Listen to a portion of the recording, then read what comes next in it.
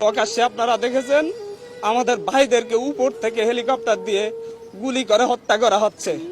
এ এক নির্মম অরাজকতা এই দেশে নেমে আসছে, যার পরিপ্রেক্ষিতে আমাদের ভাইয়েরা 2 দিনের আলটিমেটাম দিয়ে সরকারকে এর বিরুদ্ধে ব্যবস্থা নেওয়ার কথা বলে 2 দিন আলটিমেটাম দিয়ে কর্মসূচি স্থগিত ঘোষণা করেছিল।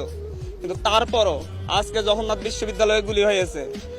আমাদের সমন্বয়ক সহ 60 জন ভাইকে খুঁজে পাওয়া যাচ্ছে না। আসিফ মাহমুদ ভাই, আবু বাকের মজুমদার, আব্দুল কাদের এবং রশিদুল ইসলাম রিফাত, এদেরকে খুঁজে পাওয়া যাচ্ছে না। ওদের বাবা মা মর্গে মর্গে তাদের সন্তানদের খোঁজ নিচ্ছেন, ডিবি অফিসে গিয়ে খোঁজ পাচ্ছেন না।